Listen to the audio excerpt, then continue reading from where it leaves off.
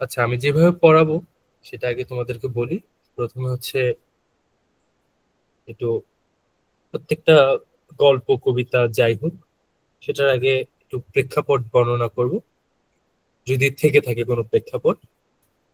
এরপর হচ্ছে যে লেখক সম্পর্কে কিছু বলবো, এবং গল্পটা শুরু করার পরে যেখানে হচ্ছে যে অপরিচিত কিছু শব্দ আছে, অর্থগত সমস্যা থাকলে সেটা সলভ করে দেবো। আর যদি এই শব্দগুলোর পিছনে কোনো কাহিনী থাকে সেটা বর্ণনা করে তোমাদের বোঝানোর চেষ্টা করবে। এবং শেষে তোমাদের প্রশ্ন উত্তরগুলো নিব, তোমরা লিখেও রাখতে পারো। একদম শেষে সবাই আমাকে প্রশ্ন করবে। আর নেক্সট ক্লাসে হচ্ছে আগের ক্লাসে যেগুলো পড়ানো হয়েছে সেখান থেকে কিছু কোশ্চেন করে তারপর আবার পরের পার্ট কন্টিনিউ করবো। এভাবে আমরা আগাবো। আচ্ছা, তো শুভা, রবীন্দ্রনাথ ঠাকুর। রবীন্দ্রনাথ ঠাকুর হচ্ছে আহ এখানে একটা জিনিস দেখো খেয়াল করে, রবীন্দ্রনাথ সম্পর্কে তো তোমরা অনেক কিছু পড়েছো। তার প্রথম কাব্যগ্রন্থ ছিল হচ্ছে বনফুল। আর 1913 সালে রবীন্দ্রনাথের ইংরেজি গীতাঞ্জলি সং অফারিংস নামে এটা সংকলন করা হয়। অর্থাৎ উনি কিন্তু নোবেল পুরস্কার পান গীতাঞ্জলির জন্য না, গীতাঞ্জলির অনুবাদ যেটা সং অফারিং সেটার জন্য হচ্ছে তিনি নোবেল পুরস্কার পান। এবং স্যার এই ডাব্লিউবি ইটস, হ্যাঁ, স্যার ডাব্লিউবি ইটস এর অনুবাদ করা সম অফ এক্স। হ্যাঁ, কি ক্লাসে পড়ানো শেষ নাকি? হ্যাঁ স্যার। হ্যাঁ, তাহলে কোথেকে জানলা?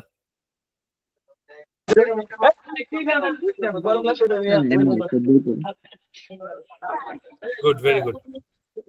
আচ্ছা, ওনারই এক ফ্রেন্ড সেটা অনুবাদ করেছে। যাই হোক, আচ্ছা এবার আমরা শুরু করি।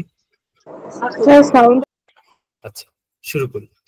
মেয়েটির নাম যখন সুভাষিনী রাখা হইয়াছিল তখন কে জানিত সে বোবা হইল।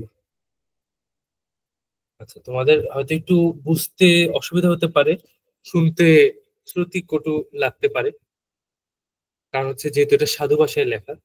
রবীন্দ্রনাথ প্রথমে সাধু ভাষায় লেখা শুরু করেন, পরবর্তীতে তার আহ ভাইয়ের মেয়ের যে হাজবেন্ড আছে প্রমথ চৌধুরী, তার প্রভাবে প্রভাবিত হয়ে তার কথা শুনে হচ্ছে তিনি চলিত ভাষার সাহিত্য চর্চা শুরু করেন। তো এই চলিত ভাষার যে রূপটা আছে সাহিত্যে, সেটার জনক বলা যায় প্রমথ চৌধুরীকে। তো এই যে এটা লেখা হয়েছে সেটা হচ্ছে যে উনি চলিত ভাষায় সাহিত্য চর্চার আগে। মেয়েটির নাম যখন সুভাষিনী রাখা হইয়াছিল তখন কে জানিত সে বোবা হইবে। সুভাষিনী, ভাষা থেকে ভাষিনী, সুভাষিনী মানে যার ভাষা সুন্দর, যার কথা সুন্দর, তাকে সুভাষিনী বলা হয়। তাহার দুটি বড় বোনকে সুকেশিনী ও সুহাসিনী নাম দেওয়া হইয়াছিল। নাম শুনে বুঝতে পারতেছো, কেশ থেকে কেশিনী, অর্থাৎ যার চুল সুন্দর সুকেশিনী, যার হাসি সুন্দর সুহাসিনী। তাই মিলের অনুরোধে তাহার বাপ ছোট মেয়েটির নাম সুভাষিনী রাখে।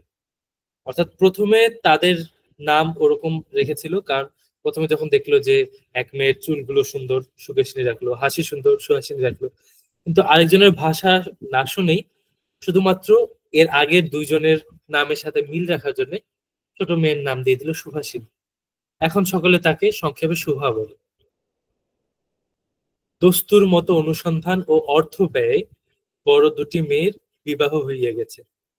দস্তুর মতো হচ্ছে জোত মতো, যথারীতি, নিয়ম মতো। দস্তুর শব্দের অর্থ হচ্ছে নিয়ম। এখন ছোটটি পিতামাতার নীরব হৃদয় ভারের মতো বিরাজ করিতেছে। কারণ দুজনের বিয়ে হয়ে গেছে, ওই একজনের বিয়ে হচ্ছে না। যে কথা কয় না সে যে অনুভব করে ইহা সকলের মনে হয় না, এজন্য তাহার সাক্ষাতে সকলে তাহার ভবিষ্যৎ সম্বন্ধে দুশ্চিন্তা প্রকাশ করে। দেখো, এই এটা যে প্রেক্ষাপটে বলা হচ্ছে, এরা থাকে হচ্ছে একটা নদীর পাড়ে, গ্রামে। তো গ্রামের মানুষ কেমন আমরা জানি, মোটামুটি একটা আইডিয়া আছে। এটা হচ্ছে যে দেখা যায় যে মুখের উপরেই কথা বলে দেয়, মুখের উপরেই বলে যে হ্যাঁ তোমার তো এটা সমস্যা, তো তোমার তো এই জিনিসটা ভালো না। বা মুখের সামনে একজনের আহ গীবত করে।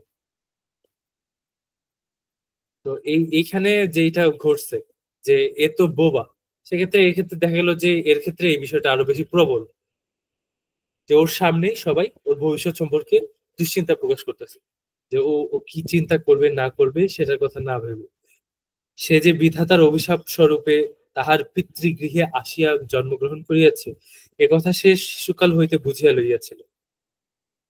অর্থাৎ এই যে মানুষ তার সম্পর্কে এত কথা বলে, তার আশেপাশে যে পরিস্থিতি, মানুষের কথা শুনে শুনে বুঝে গেছে যে আসলে সে তার পিতার, তার বাবার ঘরে সে একটা বুঝা স্বরূপ, বিধাতার অভিশাপ।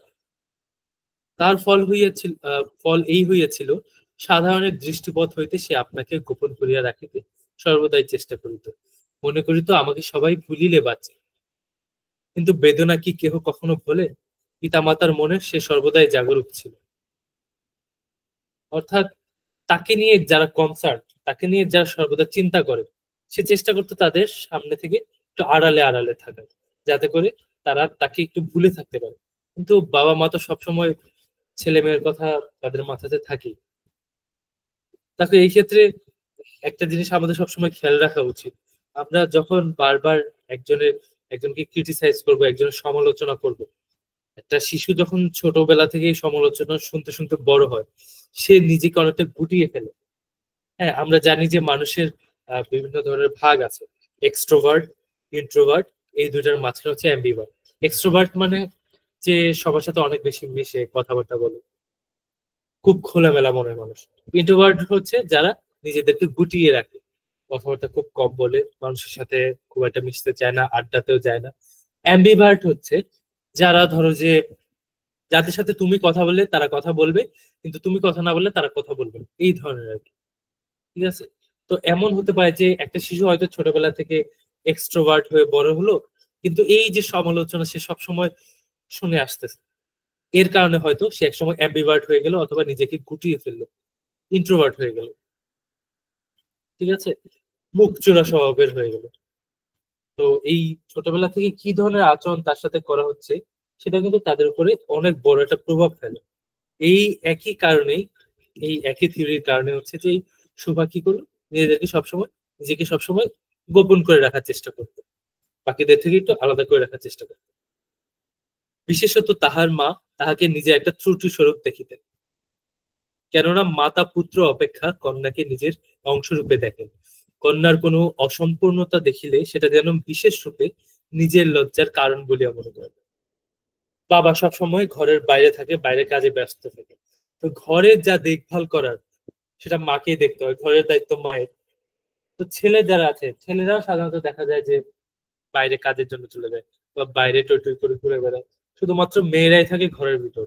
আর রবীন্দ্রনাথ যেই আহ সমাজ ব্যবস্থার উপর এটা লিখছেন, তখন হয়তো মেয়ে আরো ঘরবন্দি হয়ে থাকতো, খুব দ্রুত মেয়েদের বিয়ে দিয়ে দেওয়া হতো। ধরো যে আহ 9 থেকে 14 বছরের মধ্যে যদি কারোর বিয়ে না হতো, দেখা যেত যে 13-14 বছরের, 14 বছর হয়ে গেলেই তাদেরকে মনে করা হতো যে এ মেয়ে অনেক বয়স্ক হয়ে গেছে, এই মেয়ের আর বিয়ে হওয়ার সম্ভাবনা নাই। তখন মানুষ, বাইরের মানুষ অনেক ধরনের কটু কথা তাদেরকে শোনায়, যে হয়তো এই মেয়ের ভেতরে অনেক খুঁত আছে, বা এই মেয়ের অনেক দোষ আছে। তখন দেখা যায় যে তাদেরকে আলাদা করে দেয় বা এড়িয়ে দেয়। তো ওই যে মেয়েটা, মেয়েরা ঘরেই থাকে, এবং মেয়ে ঘরের দায়িত্ব যেহেতু মায়ের, মেয়েদের দায়িত্ব মায়ের। তো মেয়েরা যদি কোনো একদিকে, কোনো অংশে একটু পিছিয়ে পড়ে, সেই ক্ষেত্রে সেটা সমাজ হচ্ছে যে ওই সময় মায়ের দোষ হিসেবেই দেখে। যেমন ধরো যে কেউ একজন রান্না পারে না, এখন তো অধিকাংশ মেয়েরাই রান্না পারে না, কিন্তু তাতে ওদের কোনো সমস্যা হচ্ছে না, কারণ এখন যুগ চেঞ্জ হয়ে গেছে। দেখা যাচ্ছে যে তারা পরে রান্না শিখে নিচ্ছে, অথবা ছেলে মেয়ে দুজনের সামান্য সামান্য রান্না শিখে একজন আরেকজনকে সাহায্য করতেছে। কিন্তু তখনকার দিনে পরিস্থিতি ছিল সম্পূর্ণ আলাদা। কোনো এক কারণে মেয়েরা যদি নিজেদের কাজে কোনো একদিক থেকে একটু পিছিয়ে পড়তো, তাহলে সেটা হচ্ছে তাদের দোষ রূপে দেখা হতো, ত্রুটি রূপে দেখা হতো, এবং সেইটার দোষের ভাগিদার হতো তাদের মাও। সেই কারণে হচ্ছে যে সুভার মা তাকে নিজের একটা ত্রুটি রূপে দেখতো, দোষ হিসেবে দেখতো, এবং সেটাকে নিজের লজ্জা হিসেবে মনে করতো যে মেয়েটা হয়তো আমার কারণে এরকম হয়ে গেছে, ও মেয়ের যে এরকম, লোক তো এখন শুধু আমাকে দোষারোপ করবে। তখন হয়তো তখন তো মানুষ এত বুঝতো না বিজ্ঞান যে এটা আসলে এগুলোতে বাবা বা মায়ের কোনো হাত থাকে না। বায়োলজিক্যাল কারণ হচ্ছে যে ছেলে মেয়েরা প্রতিবন্ধী হয় বা বিকলাঙ্গ। বরঞ্চ কন্যার পিতা বাণীকণ্ঠ সুভাকে তাহার, বাণীকণ্ঠ হচ্ছে পিতার নাম, বরঞ্চ কন্যার পিতা বাণীকণ্ঠ। আচ্ছা, বাণীকণ্ঠ নামের ব্যাখ্যাটাও তোমাদেরকে দিয়ে দিই। বাণী শব্দের অর্থ হচ্ছে কথা, কথা কণ্ঠে যার, বাণীকণ্ঠ। তোমরা তো অলরেডি সমাস পড়ছো, তো তোমরা এটা একটু বুঝতে পারবা। বাণী কণ্ঠে যার, বাণীকণ্ঠ। এই ক্ষেত্রে বাণী হিসেবে অনেক জায়গায় দেখবে যে সরস্বতী পূজায় ওটাকে লেখা হয় বাণী বন্দনা, অর্থাৎ সরস্বতীকে আরেক নামে ডাকা হয়, বাণী নামেও ডাকা হয়। তো সেইখান থেকে হচ্ছে বাণীকণ্ঠ নামটা আসছে। বরঞ্চ কন্যার পিতা বাণীকণ্ঠ সুভাকে তাহার অন্য মেয়েদের অপেক্ষা যেন একটু বেশি ভালোবাসিতেন। বাবারা সবসময় আহ মেয়েদেরকে ছেলেদের থেকে একটু বেশি ভালোবাসে, এটা মানে একটা চিরন্তন সত্যের মতো। সেই ক্ষেত্রে যখন শুভা সবচেয়ে ছোট মেয়ে, যার কোনো একটা আহ দিক দিয়ে একটু কি বলবো কমতি আছে, সেটা পিতা হয়তো বুঝতে পারেন ভালোভাবে। পিতা তখন হচ্ছে যে ওই মেয়েটাকে আরেকটু আহ, বেশি স্নেহ করার চেষ্টা করেন, যাতে ওই মেয়েটা নিজের কাছে খারাপ না লাগে যে আচ্ছা আমার এই এই ধরনের অক্ষমতা আছে এই জায়গায়। তো পিতা সবসময় চেষ্টা করেন সেটা ভুলিয়ে রাখার জন্য। কিন্তু মাতা তাহাকে নিজের গর্ভের কলঙ্ক জ্ঞান করিয়া তাহার প্রতি বড় বিরক্ত ছিল।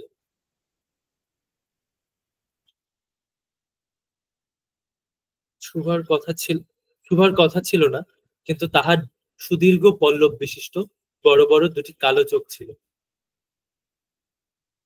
দেখো, শুভা সুভাষিনী ছিল না, কিন্তু শুভা ছিল সুনয়না, অর্থাৎ তার চোখগুলো সুন্দর ছিল। সুদীর্ঘ পল্লব বিশিষ্ট, পল্লব মানে পাতা, মানে চোখের পাতা, আইল্যাশ যেটাকে বলে।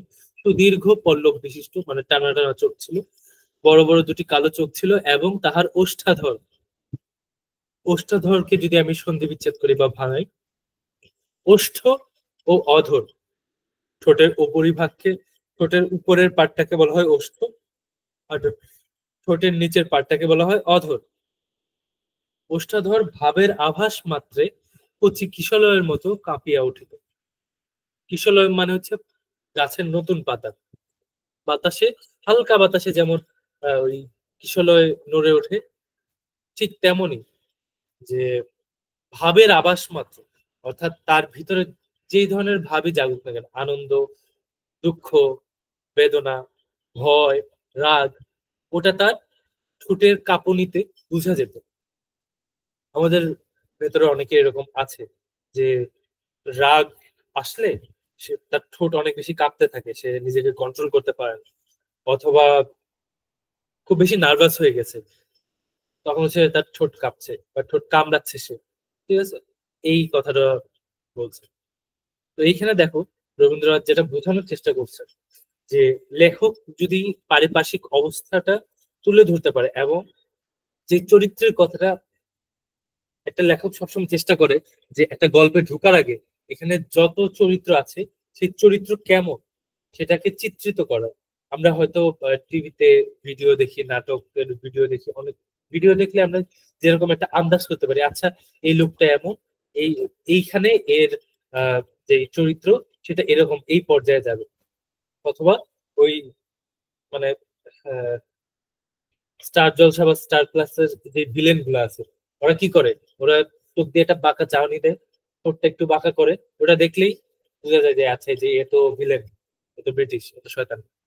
তো ওদের চেহারা দেখেই বোঝা যায়। কিন্তু লেখায় আমরা কিভাবে বুঝবো, সাহিত্যেটা আমরা কিভাবে বুঝবো? সেইখানে হচ্ছে কবি বা লেখক, তারা হচ্ছে প্রথমে হচ্ছে যে এই যে চরিত্র, তাদের চেহারা, তাদের আচার আচরণ, পরিবেশ থেকে ওদের উপর যে প্রভাব বা ওদের থেকে পরিবেশের উপর যে প্রভাব, সেগুলোকে ব্যাখ্যা করে নেয় প্রথমে, যাতে যারা পাঠক তারা আরো ভালো করে এই গল্পের ভিতর ঢুকে যেতে পারে। এটা একটা ট্রিক্স বলা যেতে পারে।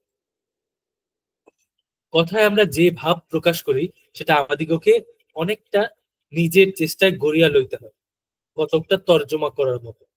তর্জন তর্জমা মানে অনুবাদ করা। সকল সময় ঠিক হয় না, ক্ষমতার অভাবে অনেক সময় ভুলও হয়। অর্থাৎ লেখক বোঝাতে চেয়েছেন যে আমরা যে আমাদের মনের ভাব প্রকাশ করতে চাই, আমরা নিজেদের জ্ঞানে যতটুকু শব্দ আমরা জানি, সকল শব্দ আমরা জানি, সেই অনুযায়ী কিন্তু আমাদের যথাসাধ্য সেটা প্রকাশ করার চেষ্টা করি। দুই একটা শব্দ যদি আমি না জানি, তখন হয়তো ওই জিনিসটাকে ভেঙে ভেঙে আমি বলি। ধরো যে আমি আহ বললাম যে কেরোসিন তেলের কথা, যে একটা জায়গায় গেলাম আমি, সেখানে পায়ের নিচে একটা তরল পদার্থ লাগলো, পরে দেখলাম এটা কেরোসিন তেল। এটা আমি বললাম। এখন কেরোসিন শব্দটা আমি জানি না, তখন আমি কি করব? আমি বলবো যে আমি রাস্তা দিয়ে চলতেছিলাম খালি পায়ে, এমন সময় পায়ের নিচে কি যেন একটা তেল তেলা জিনিস লাগলো, পরে দেখলাম এটা নীল কালারের একটা তৈলাক্ত জিনিস। দেখছো, কথা কিন্তু তফাৎ আছে। এক একজন এক এক ভাবে নিজেদের মতটা প্রকাশ করে। যারা হচ্ছে যে কথা বলতে পারে, কিন্তু যে কথা বলতেই জানে না, হ্যাঁ, তার কিন্তু মুখের হাব ভাবে সেই অভিব্যক্তিগুলো প্রকাশ পায়। কিন্তু কালো চোখে কিছু তর্জমা করিতে হয় না, মন আপনি তাহার উপরে ছায়া ফেলে। যেমন একটা কথা প্রচলিত আছে যে চোখ যে মনের কথা বলে। যেমন ধরো যে কে একজন রাগ করতেছে, তার চোখে এটা প্রকাশ পাবে। ধরো কে একজন ফেক স্মাইল দিতেছে, মানে হচ্ছে যে হাসিটা আসল না, নকল, এটা তার চোখ দেখলে তুমি বুঝতে পারবে। চোখে আসল ভাবে হাসলেই চোখের অভিব্যক্তি একরকম হয়, আর নকল হাসির অভিব্যক্তি আরেক রকম। মন আপনি তাহার উপরে ছায়া ফেলে, ভাব আপনি আপনি তাহার উপরে কখনো প্রসারিত, কখনো মুদ্রিত হয়, কখনো উজ্জ্বল ভাবে জ্বলিয়া ওঠে, কখনো ম্লান ভাবে নিভিয়া আসে, কখনো অস্তমান চন্দ্রের মতো অনিমেষ ভাবে চাহিয়া থাকে, কখনো দ্রুত চঞ্চল বিদ্যুতের মতো দিক বিদিক ঠিকরিয়া ওঠে। তো এইখানে দেখো, এইখানে এটা লেখক লিখলেন, কিন্তু এইটা যখন কোনো একজন অভিনেতা অভিনেত্রী তাদের নাটকে বা উপস্থাপনায় হচ্ছে যে এটা তুলে ধরার চেষ্টা করবে, তখন তারা কি করবে? তখন তারা এই যে লেখক অভিব্যক্তি গুলার কথা বললো, ওই অভিব্যক্তি গুলা কিন্তু তারা তুলে ধরলো। একজন অভিনেতা অভিনেত্রীর সার্থকতা ওই জায়গায় যে তারা মুখের এক্সপ্রেশনে ওটা তুলে ধরতে পারে। যার মুখে এক্সপ্রেশন নাই, সে কখনোই অভিনেতা অভিনেত্রী হিসেবে আগাতে পারে না। তোমরা দেখবা সাধারণত যে কারো কারো অভিনয় দেখলে মনে হয় ওভার অ্যাক্টিং করতেছে, বা তুলে ধরতে পারতেছে না যেটা আসলে তুলে আনার কথা ছিল। আর কেউ কেউ দেখতে পাবা যে চরিত্র খুবই খারাপ, মানে চরিত্র বলতে আর কি, যে ওই নাটকের যে চরিত্র দেওয়া হয়েছে, হয়তো ভিলেন অথবা কোন একটা খারাপ চরিত্র দেখেন, কিন্তু সে এত বেশি এক্সপ্রেশন দিয়ে অভিব্যক্তি দিয়ে সেটা করতেছে, যার কারণে অন্যান্য যদি কোনো ভালো চরিত্র থাকে তাদের থেকে ওই যে খারাপ চরিত্রের যে আহ, লোকটা, তাকে আমার কাছে আহ ভালো অভিনেতা হিসেবে মনে হয়। তার কারণ একটাই, এই যে চোখে মুখের যে অভিব্যক্তি, সেটা ঠিকভাবে প্রকাশ করা। তো এইখানে বলা হচ্ছে যে যে কথাই বলতে পারে না, তার অভিব্যক্তি কিভাবে বোঝা যাবে? তার চোখ মুখ দিয়ে সেই সেই ভাষাটা ঠিকরে আসে। সেটার জন্য কোনো ধরনের অন্য কোনো ধরনের কথার প্রয়োজন পড়ে না। মুখের ভাব বই আজকাল যাহার জন্য ভাষা নাই, তাহার চোখের ভাষা অসীম উদার এবং অতল স্পর্শ গভীর, অনেকটা স্বচ্ছ আকাশের মতো উদয়াস্ত এবং ছায়ালোকের নিস্তব্ধ রঙ্গভূমি। আচ্ছা, বই, বই মানে হচ্ছে তাছাড়া, না হলে, এরকম আর কি। মুখের ভাব বই আজকাল যাহার অন্য ভাষা নাই, অর্থাৎ মুখের ভাব ছাড়া আজকাল যার অন্য ভাষা নাই, তাহার চোখের ভাষা অসীম উদার এবং অতল স্পর্শ গভীর। চোখের হালকা একটু পরিবর্তনই অনেক বড় ধরনের একটা অভিব্যক্তির প্রকাশ করতে পারে, অনেক বড় একটা ভাবের প্রকাশ করতে পারে। যে হচ্ছে যে ওটা পড়তে জানে, সে বলতে পারবে, সে বুঝতে পারবে। অনেকটা স্বচ্ছ আকাশের মতো উদয়াস্ত এবং ছায়ালোকের নিস্তব্ধ রঙ্গভূমি। এখানে অনেকটা রহস্যময়তা আছে, যে আকাশে যখন যখন সূর্য উদিত হয় বা অস্ত যায়, তখন যে ধরনের পরিবেশ বিরাজ করে, তখন কিন্তু দেখবা যে সাধারণত দিনের বেলা যে ধরনের আবহাওয়া আমরা দেখতে পাই, যখন সূর্য ওঠে বা সূর্য ডুবে, তখন কিন্তু আমাদের কাছে একটু অন্যরকম ভালো লাগা কাজ করে বা একটু অন্যরকম আবেগ কাজ করে। ভালো লাগার হইতে পারে, খারাপ লাগাও হইতে পারে। হ্যাঁ, তো এই যে সূর্যের ওঠানামা, এটা কিন্তু অনেকটা একটু রহস্যের মতো। তুমি সহজেই বলতে পারো না যে আচ্ছা এই সূর্য উঠলে ডুবলে আর ভালো লাগা কাজ করবে বা খারাপ লাগা কাজ করবে। এটা পরিস্থিতি সাপেক্ষে। একইভাবে এখানে ওই কথাটাই বোঝানো হয়েছে যে এই যে চোখের ভাষা, তারও একটা রহস্য আছে। এই বাক্যহীন মানুষের মধ্যে বৃহৎ প্রকৃতির মতো একটা বিজন মহত্ব আছে। প্রকৃতিতে যেরকম আহ প্রকৃতির কথাই বলা হচ্ছে এখানে, প্রকৃতির বিজন মহত্বের কথা। বিজন মানে হচ্ছে নির্জন, নীরব, নিরিবিলি। এই প্রকৃতির নিরিবিলির মধ্যে যে বৃহৎ প্রকৃতি বলতে কি বোঝানো হচ্ছে, এমন না যে এখানে দুই তিনটা গাছ লাগানো আছে এটাই প্রকৃতি হয়ে গেল। বৃহৎ প্রকৃতি মানে বিশাল বড় বন জঙ্গল বা বিশাল বড় একটা মাঠ, সেটার কথা বলা হচ্ছে। সেইখানে যেমন একটা নিস্তব্ধতা কাজ করে, এই ক্ষেত্রে অনেকটা নিস্তব্ধতা একটা মহত্ব আছে। এই জন্য সাধারণ বালক বালিকারা তাহাকে এক প্রকার ভয় করিত।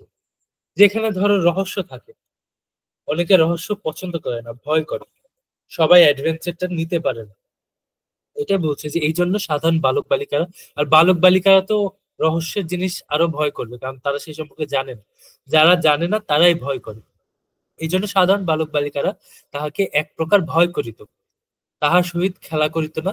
সে নির্জন দ্বীপ্রহরের মতো শব্দহীন এবং সঙ্গীহীন।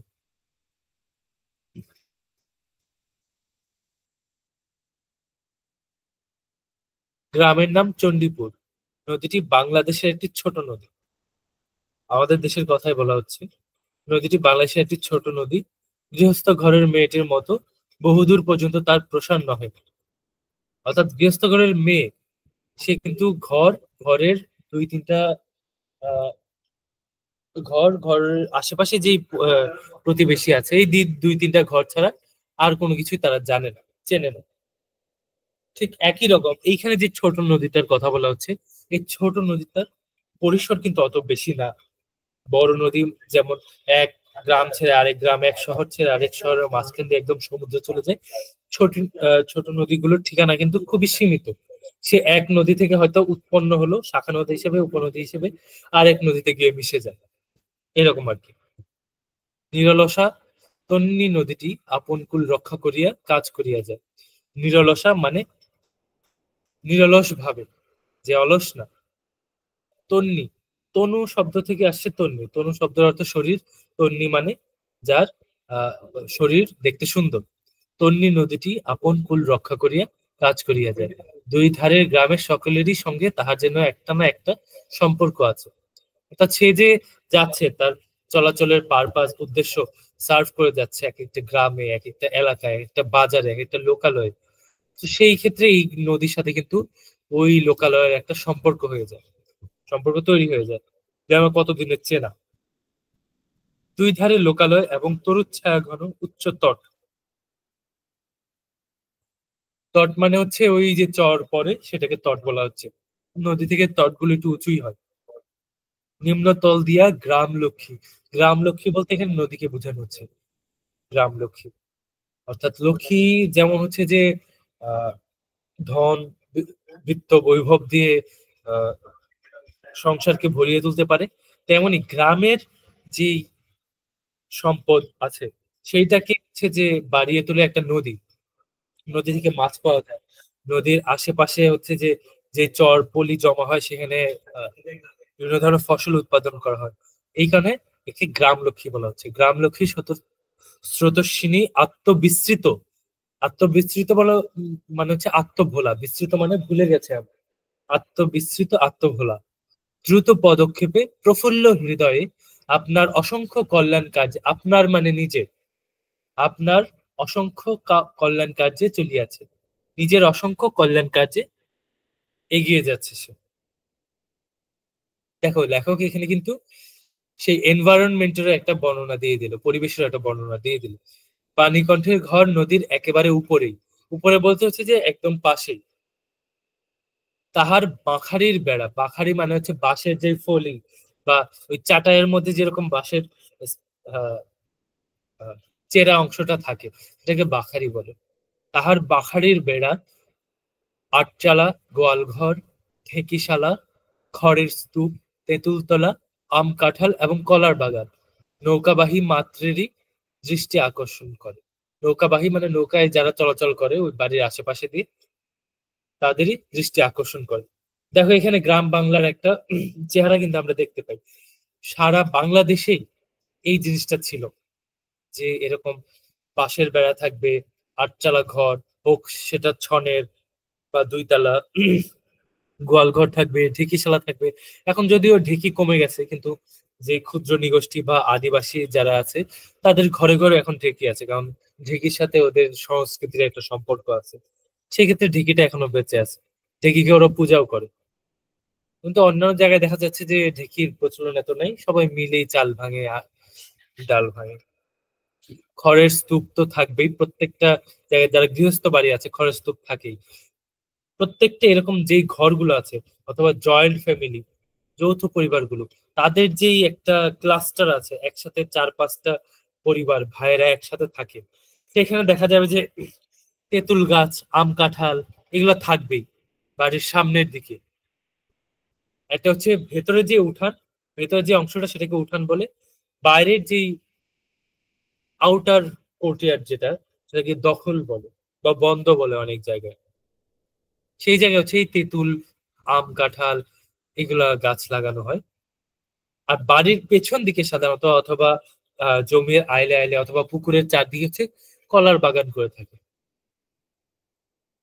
তো একটা জায়গায় চিন্তা করো, আজকে সব জায়গায় হচ্ছে যে ঘনবসতি পরিমাণ বেড়ে গেছে, তো তখন হচ্ছে যে দেখা যায় যে তখন এত বড় বড় রোড ছিল না। যে জায়গায় এখন বর্তমানে যে জায়গায় রোড যাচ্ছে ওই জায়গায় আরবানাইজ হয়ে যাচ্ছে, নগরায়ন হয়ে যাচ্ছে। তখন এত বেশি রোড ছিল না। তখন দেখা যাচ্ছে যে 3-4 কিলোমিটার লম্বা ফসলের জমি, বিস্তৃত ফসলের জমি, মাঝখানে 4-5টা এরকম বাড়ি, আশেপাশে আর কোনো বাড়ি নাই। তো জিনিসটা চিন্তা করে দেখো। এটা হয়তো তোমরা যারা শহরে থাকো দেখতে পাবে না, যারা একটু বর্ডারের দিকে থাকো অথবা গ্রামের দিকে থাকো তারা এটা এটা খেয়াল করবে। বর্ডারের দিকে সবচেয়ে বেশি দেখা যায় যে 10-12 কিলোমিটার পর্যন্ত টানা শুধু ধানের জমি, মাঝখানে দেখা যায় 10-12টা পরিবার একসাথে থাকতেছে। সেইখানে যাওয়ার আর কোনো রাস্তা নাই, শুধু জমির আইল। তো এরকম একটা পরিবেশ তুমি চিন্তা করো যে নদীর পাশে কোথাও কিচ্ছু নাই, শুধু এই পানিকণ্ঠের বাড়িটা। তাহলে এটা তো নৌকা দিয়ে যারা যাচ্ছে নৌকাবাহী তাদের দৃষ্টি আকর্ষণ করবেই। এই গার্হস্থ্য সচ্ছলতার মধ্যে বোবা মেয়েটি কাহারও নজরে পড়ে কিনা জানি না, কিন্তু কাজকর্মে যখনই অবসর পায় তখনই সে এই নদী তীরে আসিয়া বসে। প্রকৃতি যেন তাহার ভাষার অভাব পূরণ করিয়া দেয়। অর্থাৎ প্রকৃতির যে নয়েজ, যে কোলাহল, সেটা তার ভাষার অভাব পূরণ করে দেয়। তার কখনো এই যে নীরব থাকলে নিজের যে অক্ষমতা, নিজের যে প্রতিবন্ধকতা, এটা যত জেকে বসে, যখন তুমি কোলাহলের মধ্যে থাকবা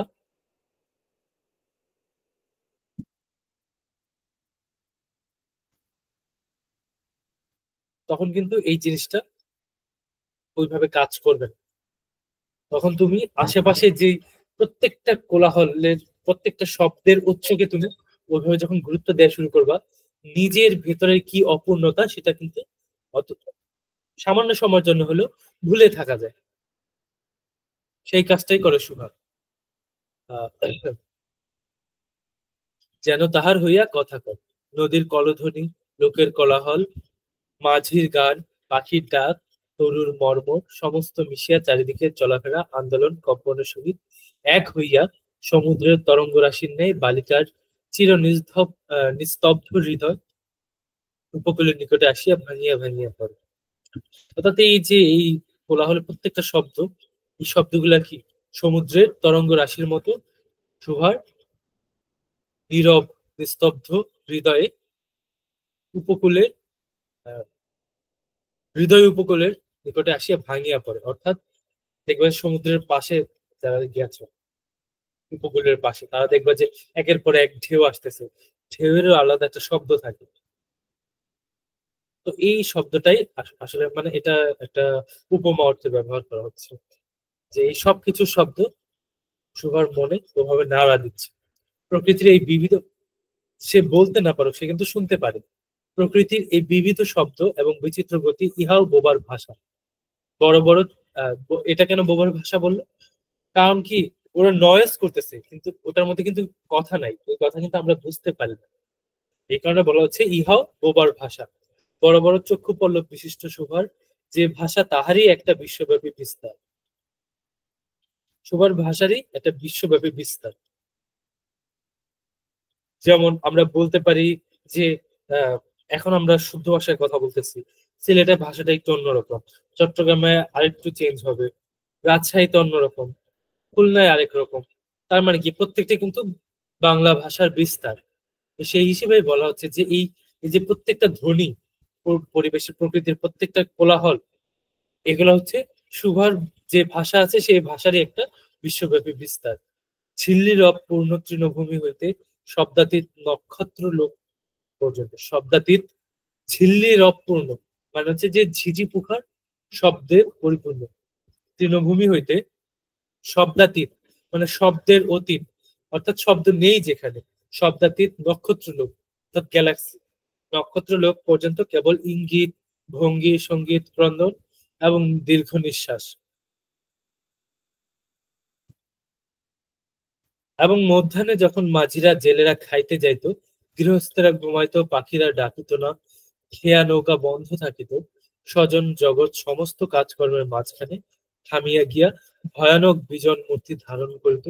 বিজন মানে জনমানবহীন মূর্তি ধারণ করিত। তখন রুদ্র মহাকাশের তলে কেবল একটি বোবা প্রকৃতি এবং একটি বোবা মেয়ে মুখামুখি চুপ করিয়া বসিয়া থাকিত। একটি বোবা প্রকৃতি কি?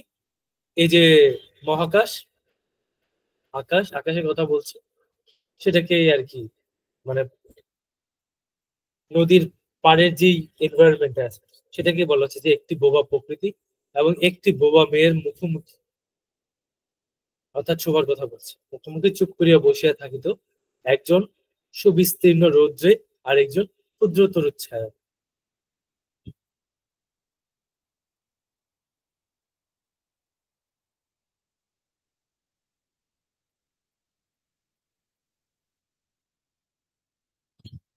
অর্থাৎ এই যে নদীর পাড়ের যেই জায়গাটায় শোভা, ওদের ওর বাবা আর কি, বাবার বাড়ি ছিল, তো ওইখানে যে প্রকৃতি, সেইটা সেটার কথা বলছে যে সেটা সুবিস্তীর্ণ রৌদ্রের নিচে আছে। আর সেই প্রকৃতিরই একটা তরুর ছায়ায়, ক্ষুদ্র তরুর ছায়া আছে শুভা। শুভার যে গুটিকতক অন্তরঙ্গ বন্ধু ছিল না তাহা নয়, অর্থাৎ তার অন্তরঙ্গ বন্ধু ছিল গোয়ালের দুটি গাভী, তাদের নাম সর্বশী ও পাঙ্গুলি। দেখো নামগুলা হয়তো ওইভাবে, যে গরু ছাগল এদের আচার আচরণের উপর ডিপেন্ড করে ওদের নামগুলা দিবে। পিঙ্গল বর্ণের হওয়ার কারণে হয়তো নাম হয়েছে পাঙ্গুলি। হ্যাঁ, সবকিছু খেয়ে ফেলে বা সর্বস্ব গ্রাস করে, সেটা থেকে হয়তো ওটার নাম হয়েছে সর্বশী। এই ধরনের নাম হতে পারে, এটা নিছক অনুমান আর কি। এমনই যে হবে এটার কথা চিন্তা করে যে লেখক লিখছে এরকম না। সে নাম বালিকার মুখে তাহারা কখনো শুনে না, অর্থাৎ শুভ মুখে এই এরকম এই নামটা শুনে, কিন্তু তাহার পদশব্দ, পায়ের ধ্বনি তাহারা চিনিত, তাহার কথাহীন একটা করুণ সুর, তাহার মর্ম তাহারা ভাষার অপেক্ষা সহজে বুঝিত। অর্থাৎ কথা বললে যেটা বুঝতো তারা, তার থেকে বেশি বুঝতো ওই নীরব ভাষা। সুভা কখন তাদের আদর করিতেছে, কখন ভর্ৎসনা করিতেছে। ভর্ৎসনা মানে তিরস্কার, রাগ করা, তিরস্কার করা। কখন মিনতি করিতেছে, তাহারা মানুষের অপেক্ষা ভালো বুঝিতে পারিত। অর্থাৎ অন্যান্য মানুষ সুভাকে অবজারভেশন করলে, পর্যবেক্ষণ করলে যা বুঝতো তার থেকে ভালো বুঝে এই দুইটা নির্বাক প্রাণী।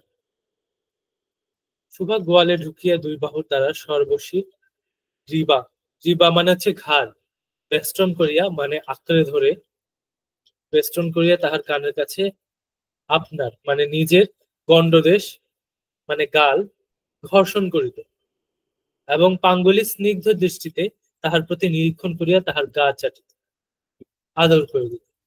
বালিকা দিনের মধ্যে নিয়মিত 3 বার করিয়া গোয়াল ঘরে যাইত, তাহা ছাড়া অনিয়মিত আগমনও ছিল। মাঝে মাঝে দেখা যেত যে আহ, কারো কাছে সে কঠিন কথা শুনলো যেটা সবার ভালো লাগে নাই, তখন সে আবার তার বন্ধুর কাছে চলে আসে। তখন হয়তো দিনে 3 বারের বদলে 4-5 বারও হয়ে যায়। তাহার সহিষ্ণুতা পরিপূর্ণ বিষাদ শান্ত দৃষ্টিপাত হইতে তাহা কি একটা অন্ধ অনুমান শক্তির দ্বারা বালিকার মর্ম বেদনা যেন বুঝিতে পারিত। সহিষ্ণুতা পরিপূর্ণ অর্থাৎ ধৈর্যশীল, ধৈর্যে পরিপূর্ণ। বিষাদ শান্ত অর্থাৎ কষ্টে কষ্টে কষ্টে ক্লান্ত দৃষ্টিপাত, অর্থাৎ চোখের দৃষ্টি, অর্থাৎ সে যে এই যে মানুষের কঠিন কঠিন কথা সহ্য করে সেটার যে অভিব্যক্তি, সেটার যে একটা দৃষ্টি, সেই দৃষ্টি থেকে এই দুই গরু যে অনুমান করে, সেই অনুমান শক্তির দ্বারা সে তার যে অন্তরের বেদনা সেটা বুঝতে পারে। মর্ম মানে হচ্ছে হৃদয়, অন্তর, মর্ম বেদনা বুঝতে পারে। এবং সুভার গা ঘেঁষিয়া আসিয়া অল্পে অল্পে তাহার বাহুতে শিং ঘষিয়া ঘষিয়া তাহাকে নির্বাক ব্যাকুলতার সহিত সান্ত্বনা দিতে চেষ্টা করিত। মানে গরু ছাগলের ভাষা যেটা, ওদের তো আর হাত দিয়ে ধরার কোনো উপায় নাই, তাদের ঘাড়ের সাথে ঘাড় ঘেঁষাই হচ্ছে তাদের আদরের ভাষা। ইহারা ছাড়া ছাগল এবং বিড়াল শাবকও ছিল, কিন্তু তাহাদের সহিত ছোঁয়ার এরূপ সমকক্ষ ভাবে মৈত্রী ছিল না। তথাপি তাহারা যথেষ্ট আনুগত্য প্রকাশ করিত। অর্থাৎ তাদের সাথে শুভার এত ভাব ছিল না, কারণ হচ্ছে যে সাধারণত আমরা কি দেখি, ছাগল বিড়াল এরা একটু চঞ্চল প্রকৃতি হয় গরুর থেকে। ছাগল সারাক্ষণই দেখবে যে ছাগলের বাচ্চা দৌড়াদৌড়ি করে, যার থেকে আমরা মানে একটু মজা করে কাউকে দেখলে বলি যে কেউ যদি একটু বেশি লাফালাফি করে যে এই দেখো ছাগলের 3 নাম্বার বাচ্চা, ঠিক আছে এরকম। আর বিড়ালকে পোষ মানানো খুবই কঠিন। বিড়াল মাঝে মাঝে আসে তোমার কাছে বসবে, দেখা যাবে যে হঠাৎ করে সে চলে গেছে আর ডাকলেও কাছে আসতেছে। যাদের বিড়াল আছে তারাই আসলে এটা বুঝতে পারে। কিন্তু তাহাদের সহিত সুভার এরূপ সমকক্ষ ভাবে মৈত্রী ছিল না। তথাপি তাহারা যথেষ্ট আনুগত্য প্রকাশ করে, অর্থাৎ মোটামুটি মানে সে আদর করলে আদর নিত, এরকম হয়। বিড়াল শিশুটি দিনে এবং রাত্রে তখন সুভার গরম কোলটি নিঃসংকোচে নির্দ্বিধায় অধিকার করিয়া সুখ নিদ্রার আয়োজন করিত, এবং সুভা তাহার গ্রীবা ও পৃষ্ঠে কোমল আঙ্গুলি বুলাইয়া দিলে যে তাহার নিদ্রাকর্ষণে বিশেষ সহায়তা হয়, ইঙ্গিতে এরূপ অভিপ্রায় প্রকাশ করিত। নিদ্রাকর্ষণ, নিদ্রার প্রতি আকর্ষণ, এটাকে বলা হয় নিদ্রাকর্ষণ। অর্থাৎ বিড়াল দেখবা যে কথা বলতে না পারুক, সে কিন্তু বুঝায় দেয় তার কি দরকার। যে বিড়াল পালে সে সে এই জিনিসটা বুঝতে পারবে যে আমার নিজের বিড়াল আছে। তো আমার আমার ক্ষেত্রে যেটা আমি দেখছি যে ওই বিড়ালকে যখন ডাকি আদর করার জন্য কাছে এসে বসে, মাঝে মাঝে মাঝে মাঝে পাত্তা দেয় না অতটা। মাঝে মাঝে হঠাৎ করে নিজে ধরো যে শীতের সময় কম্বলটা গায়ে দিয়ে একটু বসলাম বা শুইলাম, ও এসে আমার গায়ের উপরে এসে বসবে। হ্যাঁ, বইসে মানে একটু পরে মিয়া বলে ডাক দিল, মানে সে যদি আমার গায়ে কম্বলও না থাকে, সে কম্বলের কাছে যাবে, একবার আমার দিকে তাকাবে, একবার কম্বলের দিকে তাকাবে। তার মানে দেখো সে কিন্তু বুঝাই দিচ্ছে তার কি দরকার আসলে। এই সুভার ক্ষেত্রে এখানে সেটাই বলছে। আর বিড়ালে দেখা যায় যে ঘাড়ে পিঠে এই জায়গাগুলোতে আদর করে দিলে ওরা বেশি আরাম পায়, এবং তার সবসময় ঘুমানোর জন্য একটু গরম জায়গা প্রয়োজন। উন্নত শ্রেণীর জীবের মধ্যে সুভার আরো একটি সঙ্গী জুটিয়াছিল, কিন্তু তাহার সহিত বালিকার ঠিক কিরূপ সম্পর্ক ছিল তাহা নির্ণয় করা কঠিন, কারণ সে ভাষা বিশিষ্ট জীব। অর্থাৎ যার সাথে তার সঙ্গী ছিল সে কথা বলতে পারত, সুতরাং উভয়ের মধ্যে সমভাষা ছিল না। এই দেখো খেয়াল করে, এতক্ষণ যাদের সাথে সুভা চলতো ফিরতো, সে প্রকৃতি হোক, গরু ছাগল হোক, বিড়াল হোক, তারা কিন্তু সুভার ভাষাতেই, মানে সুভা ভাষারই একটা বিস্তার। সুভা তাদের ভাষা বুঝতো, তারা সুভার ভাষা বুঝতো। কিন্তু এইবার যেই মানুষটাকে সে পেল, তারা কিন্তু সমভাষা ছিল না তাদের মধ্যে। একজন আরেকজনের ভাষা বোঝাটা কঠিন কঠিন ছিল। গোসাইদের ছোট ছেলেটি, তাহার নাম প্রতাপ। গোসাই, গোস্বামী শব্দটা থেকে আসছে গোসাই, যারা ধরো বৈষ্ণব, তাদের একটা উপাধি হিসেবে বা পদবি হিসেবে বলা হয় গোসাই। এটা বংশগত কোনো পদবি না, তাহলে যারা বৈষ্ণব তাদেরকেই গোসাই বলা হয়, গোসাই বা গোস্বামী। গোসাইদের ছোট, দেখো এখানে কিন্তু রবীন্দ্রনাথ তো বিদ্রোহের সুরেই আহ এই ধরনের টার্ম বা শব্দ ব্যবহার করতো। যেমন মুসলমানের পরিবর্তে জবন ব্যবহার করতো। হ্যাঁ, তোমরা বিভিন্ন ধরনের পুরাতন উপন্যাস পড়লে বুঝতে পারবে, জবন, জবন এক ধরনের গালি হিসেবেই ব্যবহার করতো। সে রবীন্দ্রনাথই হোক, বঙ্কিমচন্দ্রই হোক, হ্যাঁ, এরা মুসলমান পছন্দই করতো না, মুসলমানদেরকে জবন বলে গালি দিত। একইভাবে রবীন্দ্রনাথ কিন্তু ছিল ব্রাহ্ম ধর্মের। তার বাবা দেবেন্দ্রনাথ ঠাকুর, সেও ছিল ব্রাহ্ম ধর্মের। তার যে বাবা প্রিন্স দ্বারকানাথ ঠাকুর, সেও ছিল ব্রাহ্ম ধর্মের। ব্রাহ্ম ধর্মের যে প্রতিষ্ঠাতা রাজা রামমোহন রায়, তার বন্ধু ছিল এই আহ, রাজা দ্বারকানাথ ঠাকুর, প্রিন্স দ্বারকানাথ ঠাকুর। এমনকি এরকম আরো অনেক আছে যারা হচ্ছে যে ব্রাহ্ম ধর্ম অনুসারী, যেমন উপেন্দ্র কিশোর রায়চৌধুরী। এই উপেন্দ্র কিশোর রায়চৌধুরী যে হচ্ছে যে সুকুমার রায়ের বাবা এবং সত্যজিৎ রায়ের দাদা। এই উপেন্দ্র কিশোর রায়চৌধুরী, তারপর প্রিন্স দ্বারকানাথ ঠাকুর, রাজা রামমোহন রায়, এরা সবাই ছিল সমসাময়িক। এরা ছিল ব্রাহ্ম ধর্মের। সত্যজিৎ রায় ছিল ব্রাহ্ম ধর্মের, সুকুমার রায় ছিল ব্রাহ্ম ধর্মের। তো এই রবীন্দ্রনাথ, দেখো এখানে কি বললো, গোসাই বললো, ঠিক আছে, অনেক জায়গায় গোস্বামী বলে, হ্যাঁ, বা বৈষ্ণব বলা যেত, কিন্তু তারা কি বলতেছে, রবীন্দ্রনাথ কি বললো, রবীন্দ্রনাথ বললো যে গোসাই।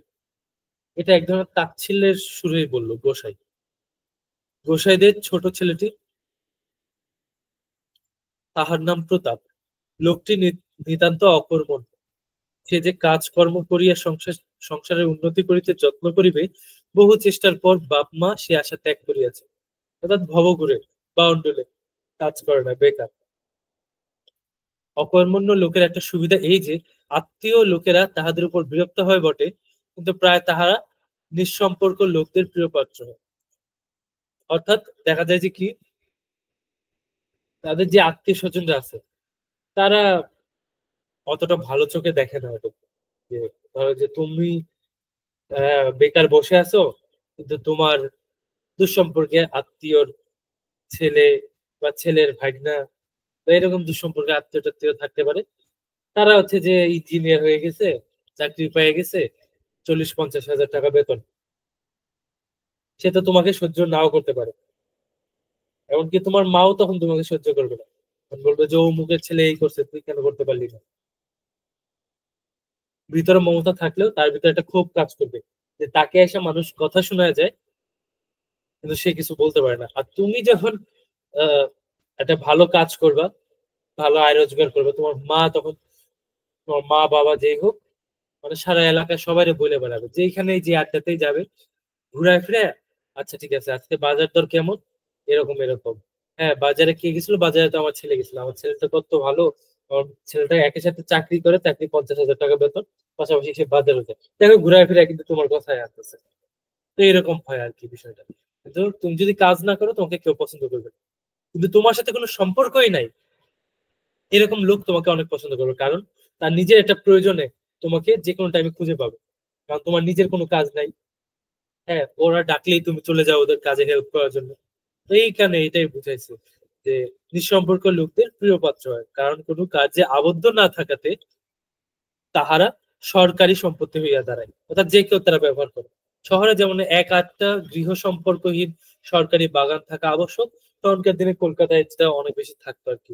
মানে জায়গায় জায়গায় এরকম ক্লাস্টার থাকতো, বস্তির মতো থাকতো, তার মাঝখানে মাঝখানে এরকম কিছু আহ ভেজিটেবল গার্ডেন বা বনের মতো থাকতো আর কি। সরকারি জমি। শহরের যেমন এক আধটা গৃহ সম্পর্কহীন সরকারি বাগান থাকা আবশ্যক, তেমনি গ্রামে ২-৪টা অকর্মণ্য সরকারি লোক থাকা বিশেষ প্রয়োজন।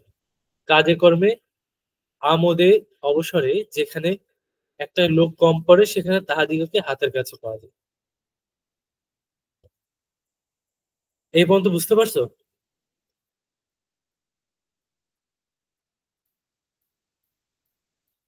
এভরিওয়ান